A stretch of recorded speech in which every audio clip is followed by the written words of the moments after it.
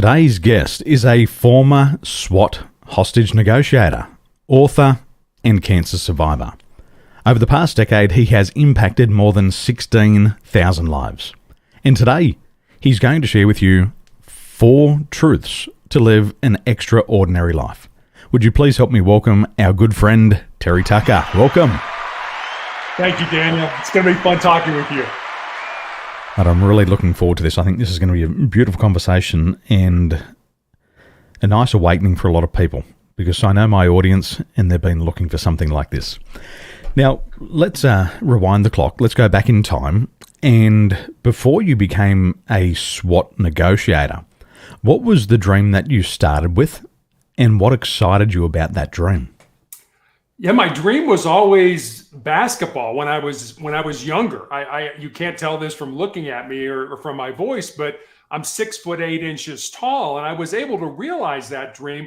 I played college basketball here in the United States at the Citadel, which is a military college, but it's still Division I basketball. And actually, my senior year, I got to play against Michael Jordan, and that. So that was really what I wanted to do until I graduated from college. And then after that, I wanted to be in law enforcement. My grandfather was a Chicago police officer from 1924 to 1954 and was actually shot in the line of duty with his own gun. So when I expressed an interest in kind of following in his footsteps, my father was, oh, absolutely not. You know, you're going to go to college, you're going to major in business, you're going to get out, get married, have 2.4 kids and live happily ever after. That's what my dad wanted me to do. That wasn't my dream. And so I had a choice when I graduated from college. I could blaze my own trail, say, sorry, Dad, I'm doing my own thing. But my dad was dying of cancer at the time. The other choice was, out of love and respect for him, was to go into business. So if you kind of look at my resume, my first 2 jobs were in business. And I sort of joke, I did what every good son did. I waited till my father passed away, and then I followed my own dreams, and that's how I got into law enforcement. Wow, playing against Michael Jordan. Incredible. And you're right, it's hard to tell that you're 6'8".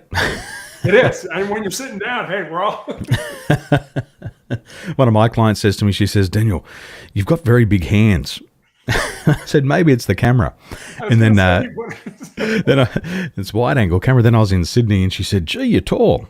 And I said, taller? I don't think of myself as tall. I said, I'm 6 foot. And she keeps holding my hand. She says, that hand. Yeah. Well, it's funny because, you know, I'm 6'8". I have a brother who's 6'7", another brother who's 6'6", and my dad was 6'5". So I sort of joke, if you sat behind our family in church growing up, there wasn't a prayer's chance you were going to see anything that was going on in front of you. So, but our 5'8" mother was always the boss. So whatever mom said went. Well, it sounds like my family. I'm 6 foot, and then they all get smaller from there. I think they go down to 5'8", 5'7", 5'4". They're tiny. They're tiny. Now, along the way, you've had your own challenges. What have been some of these challenges that you've had to overcome over the past years? So, I mean, I've had to have overcome challenges my entire life. When I was in, and I mentioned I played basketball in college, but when I was in high school, I had 3 knee surgeries. And so that was a challenge I needed to overcome to play basketball. But for the last 10 years, I've been dealing with a rare form of cancer, a rare form of melanoma that appeared on the bottom of my foot. I had surgery to remove the tumor, all the lymph nodes in my groin. I was put on a drug therapy for 5 years that gave me severe flu-like symptoms every week after each injection of the drug. So imagine having the flu every week for 5 years. In 2018, I had my left foot amputated. In 2020, I had my left leg amputated. And I also found out I had tumors in my lungs, which I'm currently being treated for. And I know that sounds like a really dark and ugly journey, and it certainly has been. But I'll tell you, cancer has taught me a lot of things. One is, I don't think you really know yourself until you've been tested by adversity. And secondly, cancer has made me a better human being. I'm trying to process this. Trying to process all of that. Firstly, I always thought melanoma was something to do with sunbaking. So I'm trying to imagine you sunbaking your feet in the sun. But I don't think that's the case. And you're right. And that's what I was like. Yeah. I had a callus break open on the bottom of my foot, right below my third toe. And I went to see a podiatrist friend of mine. And he said, Terry, I think you have a cyst in there, cut it out and send it off to pathology. And when he called me, he was a friend of mine. And the more difficulty he was having explaining what was going on, the more frightened I was becoming, until finally he just laid it out for me. He said, Terry, I've been a doctor for 25 years. I have never seen this form of cancer. You have an incredibly rare form of melanoma that appears on the bottom of the feet or the palms of the hands, and it has nothing to do with your exposure to the sun. I remember years ago, I went for my skin checks in Australia. They always encourage us to go yearly. Check, check, check. And I went there and the doctor got out his little special torch and he said, okay, take your shoes off. I said, why am I taking my shoes off? He said, I've got to check for melanoma. And so he had a look and he starts to spread apart my toes. And I'm thinking, I said to him, what are you doing? He's like, well, we can get melanomas growing between the toes. And I said, be careful of the smell of the feet, first of all. But I said, I've been working in an office in the past 10 years. I hadn't seen the sun. I'm whiter than the moon. And he said, that's okay. And then he said, well, bend over and let me check between your butt crack. I was like, what? And so I understand that these cancers can be very rare. Can you just take us back through the list of things that you went through? So you had the rare form of cancer diagnosed, and then what followed? So I had the diagnosis. It was recommended that I go to MD Anderson Cancer Center here in the United States, which is probably the best cancer hospital, certainly in the US, maybe in the world when it comes to cancer. And I had the tumor on the bottom of my foot excised, I had all the lymph nodes in my groin removed. And then when I healed, my oncologist put me on a weekly injection of a drug called interferon, as I mentioned. And the side effects of the interferon were that it gave me severe flu-like symptoms for 2 to 3 days every week after each injection. I lost 50 pounds during my therapy. My body ached. I was constantly nauseous and throwing up. And this was every week. And I took those weekly injections for 5 years. So as I said, imagine having the flu every week for 5 years. And that wasn't a cure. That was, as my oncologist said, we're trying to kick the can down the road and buy you more time for additional therapies to become available. In 2017, after 5 years of interferon, the drug became so toxic to my body that I ended up in the intensive care unit of our local hospital with a body temperature of 108 degrees, which is usually not compatible with being alive. I was just lucky that I had presented at a level 1 trauma center, and they were able to stabilize me literally by packing me in ice. And the funny thing was I was freezing, and yet I had this incredibly high fever. Had to stop taking the interferon.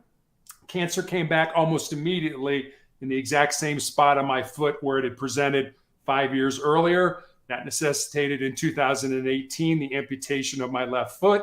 Cancer worked its way up my leg into my shin in 2019, 2 more surgeries, and then an undiagnosed tumor kind of in my ankle area grew large enough that it fractured my tibia, my shin bone, and my only recourse right in the middle of the COVID pandemic was to have my left leg amputated, and I found out I had these tumors in my lungs, which I'm currently being treated for.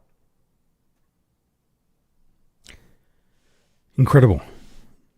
I've heard a lot of people worried about that they haven't got the latest iPhone or iPad or handbag.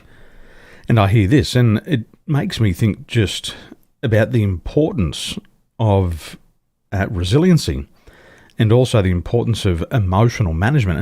And I can only assume you've had to learn to manage your emotions along the way. So throughout this journey, how important has emotional management been to you? It's a great question, and it's been incredibly important. When I first found out I had this cancer, I think I went through all the stages that we associate, with grief. First, it was denial. It's like, well, I can't possibly have this. I've done everything right in my life. I've eaten right, I've exercised, I don't abuse alcohol, all that kind of stuff. And then you get mad. You're ticked off, and then. For me, our daughter, my wife and I have one child, a daughter. Our daughter was in high school when I was diagnosed. And so then it was bargaining with God. It's like, please let me live long enough to be able to see my daughter graduate from high school. And then you kind of get down, and then you get to a point where you realize that this sucks, but you're going to have to embrace the suck, for lack of a better word. You're going to have to say, okay, these are the cards that I've been dealt. I don't like these cards. They're horrible cards, but I'm going to have to play these cards to the best of my ability. At least that's the way I've approached it. And I've seen people who've had melanoma or have had cancer. They just turn their life over to a doctor. And that's not me. I want my life to be based on the decisions that I made, not the ones that I didn't make or that other people made for me. So I get involved. I read. I ask my doctor why, explain why we're doing this, and explain it so that I, a civilian, can understand it. Don't give me legal or medical lease, because I don't understand that. Explain to me why I can do this. I'm also fortunate that I am being treated at a university hospital. So I'm involved in clinical trials and things like that. I have access to an oncology pharmacist. So if I come up with a therapy, I'll give you an example. There were a couple of doctors over in Portugal that were using DHA, which is a fatty fish oil that's supposedly good for your heart. They were doing experiments with that, and they found that it acted like a Trojan horse for cancer cells, that the cancer would take it in and it would kill them. So I went to my pharmacy oncologist and I said, hey, I'd like to incorporate this into my diet. What do you think? And she was like, let me get back to you. And she went and researched it. And she said, Terry, you had a blood clot in your lung in 2017. You're on a blood thinner now. DHA causes bleeding. So we recommend that you not do that. Okay, I can understand that. It was something I wanted to do, but it wasn't something that I probably should do based on my past history. So I'm very lucky where I am to be treated with people that can, I have access to people, and they can also do things that maybe aren't on the market for everybody else right now. Resiliency, and I talk about this with my clients, and we say resiliency is the ability to get knocked down and get back up. And in Japan, there's a proverb that says, get knocked down 7 times, get back up 8. And what I'm hearing here is that resiliency has been very important in this journey, especially after diagnosis, after medical trial, after amputation, and then the cancer's coming back. This resiliency, how have you developed this? Is it to do with your mindset? Is it to do with your goals? Is it to do with your wants and needs? Do you still have a long list of desires for your life? Where's this resiliency coming from, and how are you developing it? I think it came from being part of team sports. I started playing basketball when I was 9 years old, and I played all the way up until I graduated from college when I was 21. And I think one of the things I learned from team sports was the importance of being part of something that's bigger than yourself. You realize on a team that if you don't do your job, not only do you let yourself down, but you let your teammates down, your coaches down, your fans down, etc.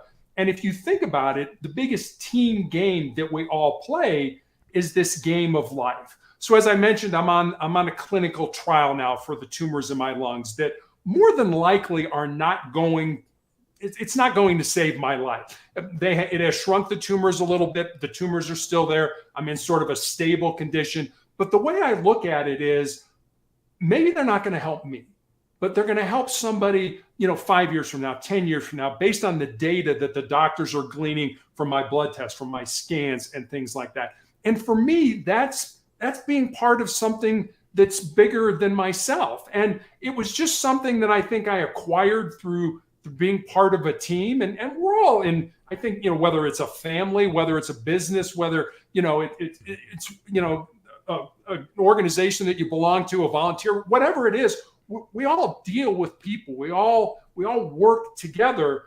And I remember in the United States, Bobby Knight was a basketball coach at the University of Indiana.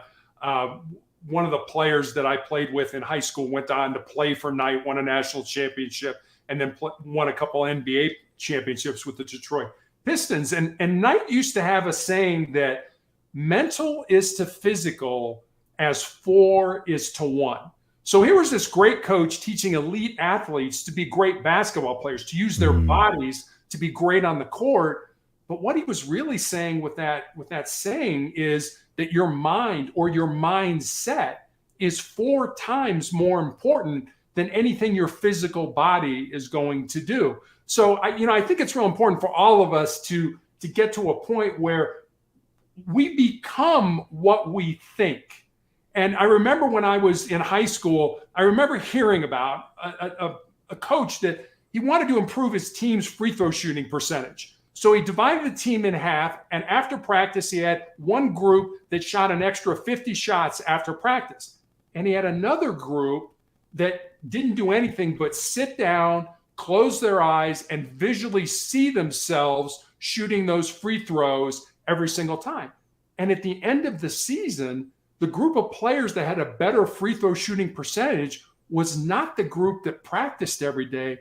It's the group that saw themselves shooting every day. Because if you think about it, they never missed. In their mind, they absolutely positively never missed. And that's how important your mind is. The same part of your brain that when you're creating, synapses about shooting that free throw that lights up is the same part of your brain that lights up when you think about it. So if you understand that the physical action of doing something creates neurons in your brain, as does thinking about doing that thing in the same area, you need to be real careful what you think about. If you think about negativity all the time, then all of a sudden your brain's going to be like, yeah, that's the way it's supposed to be. And it's creating synapses. It's creating those neurotransmitters. So think about positive stuff. Try to stay away from the negative. Beautiful advice. Beautiful advice. I want to unpack that in my mind for a moment and just head back to resiliency. I believe a lot of people are trying to become resilient based on where they've come from. But what I'm hearing here through your medical trials and working with the team at the university, there's something beyond the past, and it sounds more about the future. And to me, in my mind, I'm kind of equating this with legacy, that the trials that you're going to do are going to impact the future generations. Would that be fair to say? I hope so, yes. And that's how I unpack it in my mind. So I'm hearing that a lot of this resiliency and the motive and the motivation is also coming from what you believe is going to happen, maybe even beyond when you're here. And I believe that so many people struggle with their future. At the time of COVID, their dreams, their hopes, their wishes, their desires kind of got wiped off the face of the earth, and they had nothing to live for. And I talk to a lot of people about legacy, and I believe that when they find their legacy, they also find their life's purpose. And based on the work of Brian Tracy, he says that 85% of your motivation comes from the consequences of your actions and where you believe that these actions will take you to in the future. And only 15% of your motivation comes from antecedents, which are things of the past. So in my mind, I'm thinking, wow, here's a guy who he has a limited time, like we all do. Some people haven't accepted it yet. You have, and you're saying, well, what I do today, and I love the line from Gladiator, is going to echo through eternity. And it's going to start to impact these lives in the future. Would that be fair to say? It would absolutely be fair to say. I remember Fred Rogers, Mr. Rogers, was a figure over here in the United States that was great on helping children identify their personalities and realize they were important and all that kind of thing. And when Fred Rogers died, when they were cleaning out his stuff, they found his wallet. And inside his wallet was a piece of paper that said, "Life is for service." And that to me says it all. I mean, we all want to be successful. We all want to be rich. We all want to be famous. We all want to be important. But in the end of things, none of that stuff matters. None of that stuff is important. I had a nurse recently ask me, she said, what was it like to have your foot amputated and your leg amputated? And I told her, I said, it hasn't been easy. I don't want to sit here, Daniel, with you and say, you're looking at me. There's no S on my chest. I don't wear a cape. I have bad days just like everybody else. But what I told her was, cancer can take all my physical faculties, But cancer can't touch my mind, it can't touch my heart, and it can't touch my soul. And that's who I am. That's who you are, Daniel. That's who everybody who's listening to us, that's who we are. This is just a vessel or a house or whatever you want to call it to house who we really are. So when you get all excited about, how do I look, or how's this, I'm going to have chemo, I'm going to lose my hair. It's like, who cares? None of that matters. I've got plenty of hair on my back. Pardon? I've got plenty of hair left on my back. Yeah, exactly. Sometimes that goes too, believe me. But, that's who we are. And that's who we should spend time cultivating. That's who we should spend time developing. And if you look at a life that's based on service, I don't think you can go wrong if you find your purpose. I remember John Wooden, who was a basketball coach at UCLA when I was growing up, had the best definition of success that I ever heard. And it went like this: success is peace of mind, which is a direct result of self-satisfaction in knowing that you did the best to become the best that you're capable of becoming. Here was this great basketball coach. Listen to that again. Doesn't say anything about winning. Success is peace of mind, which is a direct result of self-satisfaction in knowing you did the best to become the best that you're capable of becoming. Let that one sink in, ladies and gentlemen. Maybe even write it down. Write it down. Now, you keep mentioning mindset, and you mentioned before mindset is 4-1, as mindset is to the body. Can you repeat that? You said mindset is 4-1? Yeah, that mental is to physical as 4 is to 1. Mental is to physical as 4 is to 1. Now, that leads me into mindset, and mindset determines our results in life. Our mindset, the word mindset gets thrown around a lot, and I don't know if people really understand what it is. But mindset includes our attitudes, which I like to say is our angle of approach. In aviation, we say the attitude is the angle of attack towards the horizon. So in life, it's our angle of approach. How do I approach health? How do I approach my career? How do I approach my loved ones? So mindset includes attitude. It includes our values and what's important to us. It also includes our beliefs. And within those beliefs, there's many, many self-limiting beliefs. So in your opinion, how do self-limiting beliefs impact people's physical and mental capabilities? Yeah, I mean, I believe I live in the greatest country in the world where I can do anything I want if I apply myself.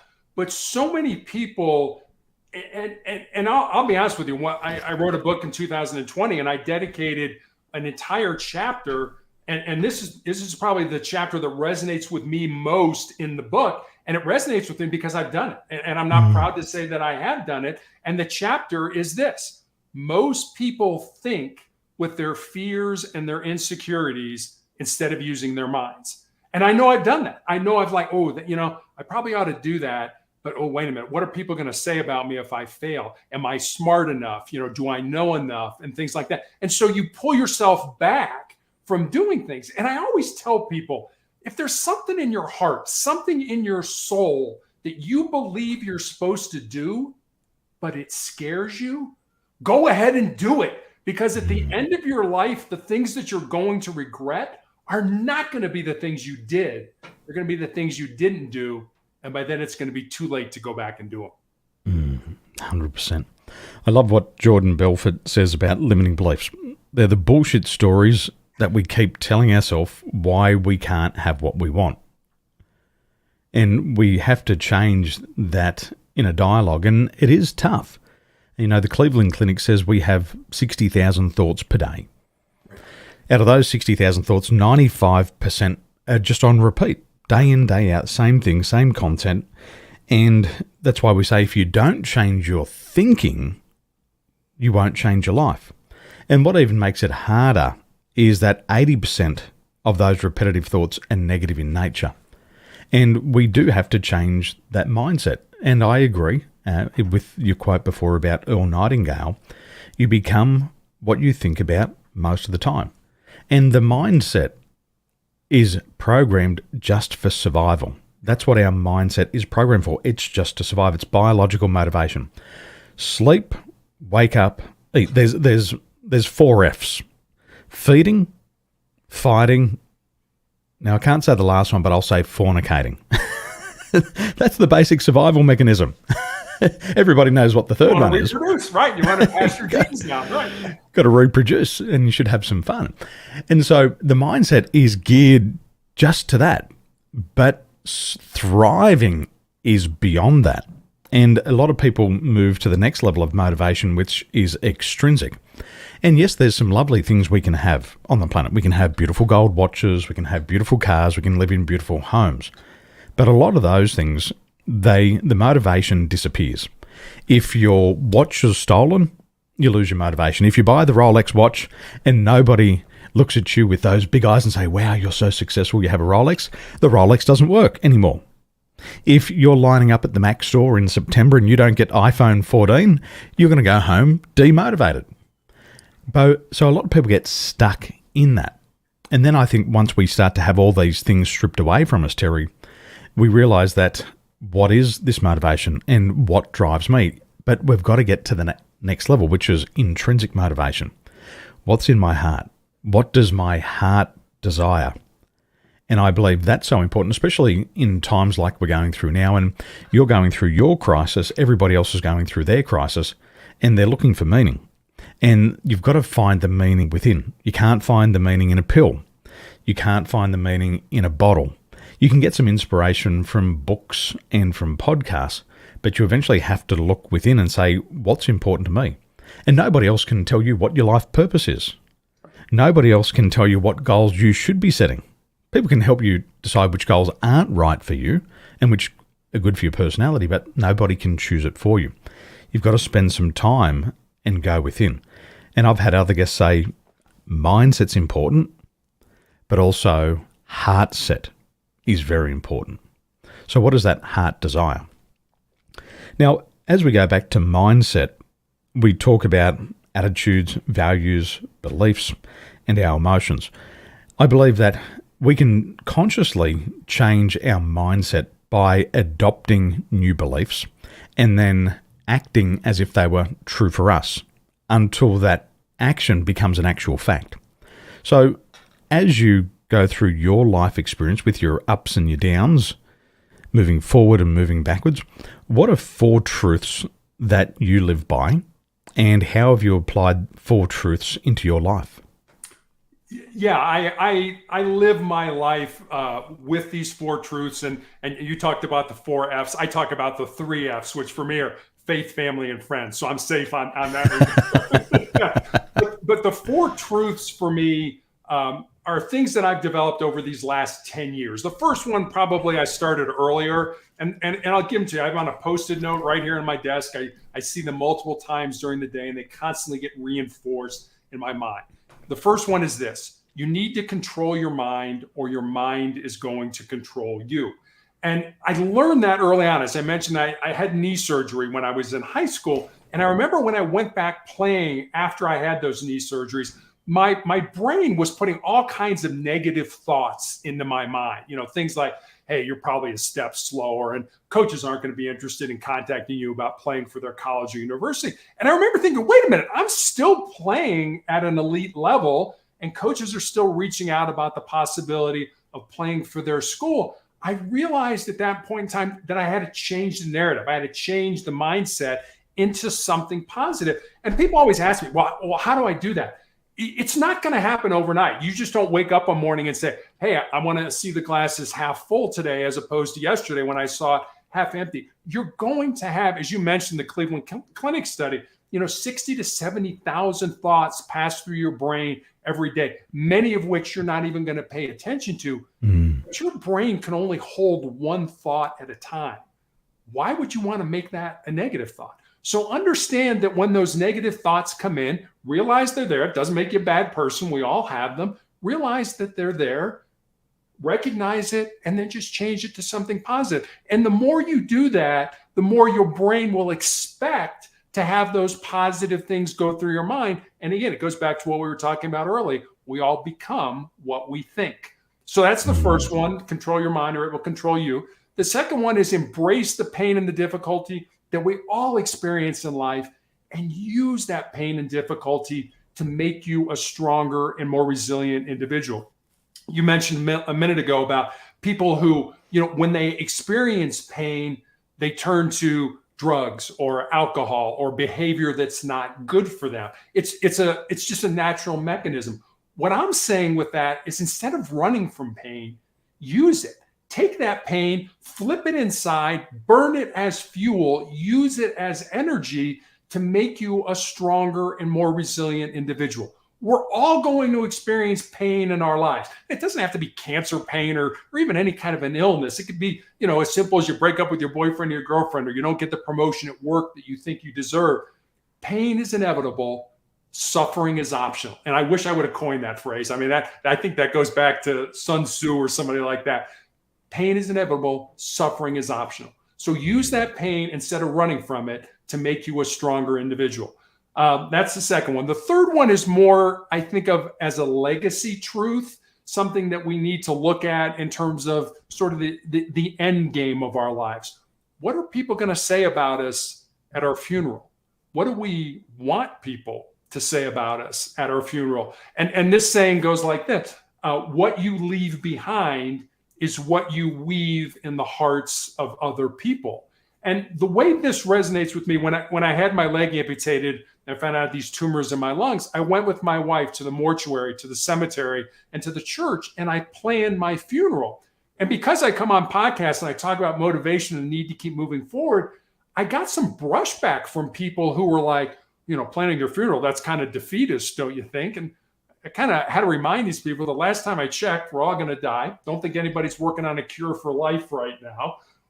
Every one of us is going to die, but not every one of us is going to really live. And there's a Native American Blackfoot proverb that I heard years ago that goes like this: when you were born, you cried and the world rejoiced.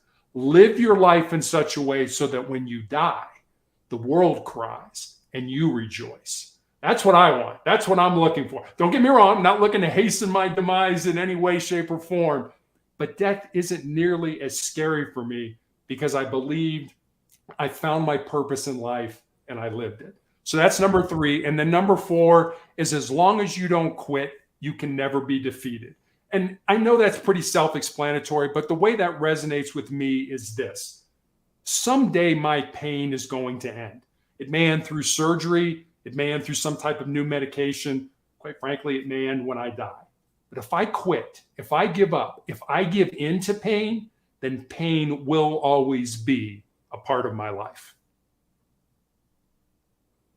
I love that. I love it.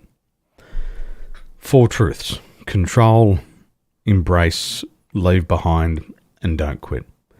And I really like number 3. And if we fear death, we can't live life. Right. And a lot of people fear death. And it's not something that they're fearing death because they're going to die today. They fear it. They fear ego death. What if I lose face? What if I lose? And they never live their entire life. But I can see here, for you, you're going to live forever.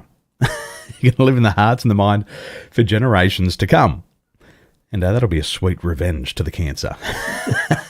You die, my story lives, sucker. Exactly. Now, I know that these 4 truths are 4 of 10, and I want people to get your book. So if we head over to your website, where can we find your book and where can we follow your journey so we can start to learn to live an extraordinary life? Yeah, the book is called Sustainable Excellence, the 10 Principles to Leading Your Uncommon and Extraordinary Life. It can be found anywhere you can find a book online, Amazon, Barnes & Noble, if you have that where you're listening to me, Apple iBooks.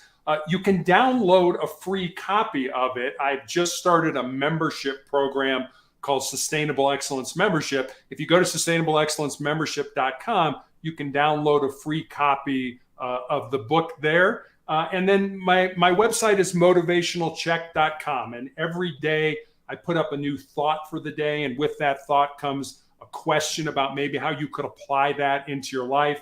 I have recommendations for books. I have recommendations for videos to watch. Some of the podcasts I've been on are there. So if you want to leave me a note or a message, motivationalcheck.com will get you to me. Ladies and gentlemen, this is just a small taste of the good things that come when you start to follow Terry. And I encourage you to follow him on his socials, Facebook, Twitter, LinkedIn, Instagram, and YouTube. And also head over to the website now and learn more about Sustainable Excellence Membership. And if you've enjoyed today, I know you'll enjoy the future journey. Terry, I really appreciate you being here, sharing your life's journey, your wisdoms, your vulnerabilities, your ups and your downs, and really that inspiration for others to have that resiliency, to get back up and to pursue whatever you're going through. It might not be cancer, and you don't have to wait till something major goes wrong. It might be the loss of an opportunity, and people grieve loss of an opportunity like they would the loss of a leg. And so we all grieve in our own way, and everybody has their own life path. And just because you say, well, I only lost my job and Terry lost his leg, I don't have to do anything about it. No, it's equivalent. That's your crisis right now. And you've got to be able to navigate through that change so you don't become a victim. And you've got to keep moving forward no matter how tough it is. I believe that's really important. So remember the 4 truths. To control your mind, or your mind will control you. Secondly, to embrace the pain. Thirdly, what you leave behind is what you weave in the heart of others. And number 4, as long as you don't quit, you can never be defeated. Now, I believe if you just start with those 4 truths today, you can start to conquer some big hurdles. Terry, thank you so much for being here today. Any final thoughts of wisdom for our friends who know that they need to get up one more time? Well, Daniel, first of all, thanks for having me on. I'm trying to think which story I want to. I'll end with this one. It's a little bit long. I apologize. I know we're running out of time here, but I've always been a big fan of Westerns growing up, cowboys and Indians and that kind of thing. 1993, the movie Tombstone came out. You may have seen it. It was a huge blockbuster. Starred Val Kilmer as a man by the name of John Doc Holliday and Kurt Russell as a man by the name of Wyatt Earp. Now, Doc Holliday and Wyatt Earp were 2 living, breathing human beings who walked on the face of the earth. They're not just made-up characters for the movie. Now, Doc was called Doc because he was a dentist by trade. But pretty much Doc Holliday was a gunslinger and a card shark. And Wyatt Earp, most of his adult life, had been some form of a lawman. So these 2 men from entirely opposite backgrounds somehow come together and form this very close friendship. And at the end of the movie, Doc Holliday is dying at a sanitarium in Glenwood Springs, Colorado, which is about 3 hours from where I live. The real Doc Holliday died in that sanitarium, and he's buried in the Glenwood Springs Cemetery. And Wyatt, at this point in his life, is destitute. He has no money. He has no job. He has no prospects for a job. So every day he comes to play cards with Doc, and the 2 men pass the time that way. And in this almost last scene in the movie, the 2 men are talking about what they want out of life. And Doc says, you know, I was in love with my cousin when I was young, but she joined a convent over the affair. But she's all that I ever wanted. And then he looks at Wyatt and he says, what about you, Wyatt? What do you want? And Wyatt kind of nonchalantly says, I just want to lead a normal life. And Doc looks at him and says, there's no normal, there's just life. And get on with living yours. Daniel, you and I probably know people, you know, sitting out there, they're like, well, when this happens, I'll have a successful life. Or when this occurs, I'll have a significant life. Or when this happens, I'll have whatever it is. What I'd like to leave your audience with is this. Don't wait. Don't wait for life to come to you. Get out there, find the reason you were put on the face of this earth, use your unique gifts and talents, and live that reason. Because if you do, at the end of your life, I'm going to promise you 2 things. Number 1, you're going to be a whole lot happier. And number 2, you're going to have a whole lot more peace in your heart. There you go, ladies and gentlemen. Don't wait. Do it now. Terry, thank you so much for joining us today. I appreciate this. I'm going to have to go and download this and review it many times because there's so many nuggets of gold and so many truths in there to help us live an extraordinary life. Terry, thank you so much for your time today. We appreciate your energy and your resilience and paving this way forward. I think you're a trailblazer for all of us. Thank you, my friend. Ladies and gentlemen, remember, one new idea at the right time is enough to change your life. Have a wonderful day.